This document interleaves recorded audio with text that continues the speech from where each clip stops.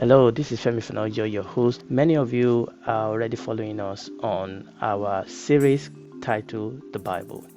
The Bible is a series that we are doing where we go back to the book of Genesis and we are following the story as it unfolds right from creation in Genesis chapter 1, and at the moment we are in Genesis chapter 4.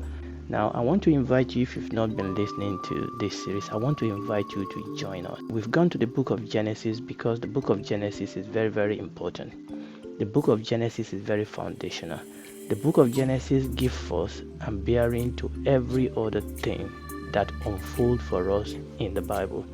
The book of Genesis is very important. It's like building foundation for the whole house. You cannot build a house without the foundation. Many people's faith has been shipwrecked because the foundation has not been laid. And this is why it is important for us to go back to the book of Genesis and understand what is happening. Now, this chart behind me is the chart that we always put up during the live broadcast. It is for us to realize that the story of the whole Bible connects. You cannot understand the New Testament if you don't understand the Old Testament. Yes, there are some things that have been fulfilled in the Old Testament, but the book of the Bible is really about the revelation of God through the person of our Lord Jesus Christ. And we cannot get a complete revelation of God without us understanding the whole of the Bible. And this is why it is important for us to go back to the book of Genesis, particularly because there's so much attack on the Bible, particularly the story of creation and what happened immediately after that.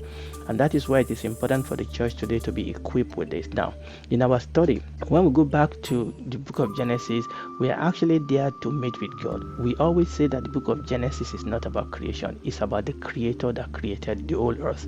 And that is what this is all about. And we are at a very critical junction in our study. The book of Genesis comes with various critical junctions. We have Adam and Eve, we have Cain and Abel, we have Lamech and Seth and things like that. We are on a critical junction now where we've just completed Genesis chapter 4 and we are moving into Genesis chapter 5, and this is why I'm inviting you specially. Okay, now we are moving into a new season where we are going to be talking about Enoch. Remember that man that walked with God, and we're going to look at how Enoch actually foreshadowed the church, and then we will come to Genesis chapter 6 where we are going to tackle one of the most difficult verse in the scripture, where the Bible says that the sons of God saw the daughter of men and they took them for wife and they bore children to them, and these are the Nephilim. What is that all about?